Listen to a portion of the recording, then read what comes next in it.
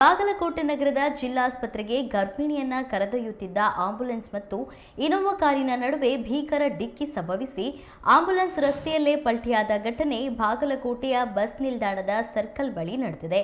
ಜಿಲ್ಲಾಸ್ಪತ್ರೆಯ ಕಡೆಗೆ ವೇಗವಾಗಿ ಹೊರಟಿದ್ದ ಆಂಬ್ಯುಲೆನ್ಸ್ ಮತ್ತು ಕಾಳಿದಾಸ ವೃತ್ತದ ಕಡೆಗೆ ಚಲಿಸುತ್ತಿದ್ದ ಇನೋವಾ ಕಾರಿನ ನಡುವೆ ಈ ಅಪಘಾತ ಸಂಭವಿಸಿದೆ. ಡಿಕ್ಕಿಯ ರಭಸಕ್ಕೆ ಆಂಬ್ಯುಲೆನ್ಸ್ ವಾಹನವು ರಸ್ತೆಯ ಮಧ್ಯದಲ್ಲೇ ಪಲ್ಟಿಯಾಗಿದೆ. ಈ ದೃಶ್ಯವು ಹತ್ತಿರದ ಸಿಸಿಟಿವಿ ಕ್ಯಾಮೆರಾದಲ್ಲಿ ಸೆರೆಯಾಗಿದೆ. ಅಪಘಾತ ಸಂಭವಿಸುತ್ತಿದ್ದಂತೆಯೇ ಸ್ಥಳದಲ್ಲಿದ್ದ ಸ್ಥಳೀಯ ಯುವಕರು ತಕ್ಷಣವೇ ಕಾರ್ಯಪ್ರವೃತ್ತರಾಗಿದ್ದಾರೆ. ಪಲ್ಟಿಯಾದ ಆಂಬ್ಯುಲೆನ್ಸ್ನಲ್ಲಿದ್ದ ಗರ್ಭಿಣಿ ಮಹಿಳೆಯನ್ನ ಅತ್ಯಂತ ಜಾಗರೂಕತೆಯಿಂದ ಹೊರತೆಗೆದು ರಕ್ಷಿಸಿದ್ದಾರೆ. ಅದೃಷ್ಟವಶಾತ್ ಯಾವುದೇ ಪ್ರಾಣಾಪಾಯ ಸಂಭವಿಸಿಲ್ಲ. ವಾಹನದಲ್ಲಿದ್ದ ಪ್ರಯಾಣಿಕರಿಗೆ ಸಣ್ಣ ಪುಟ್ಟ ಗಾಯಗಳಾಗಿದ್ದು ಅಪಘಾತದ ತೀವ್ರತೆಗೆ ಎಲ್ಲರೂ ಗಾಬರಿಗೊಂಡಿದ್ದರು. ಘಟನಾ ಸ್ಥಳಕ್ಕೆ ಬಾಗಲಕೋಟೆ ಸಂಚಾರಿ ಪೊಲೀಸರು ಭೇಟಿ ನೀಡಿ ಪರಿಶೀಲನೆ ನಡೆಸಿದ್ದಾರೆ.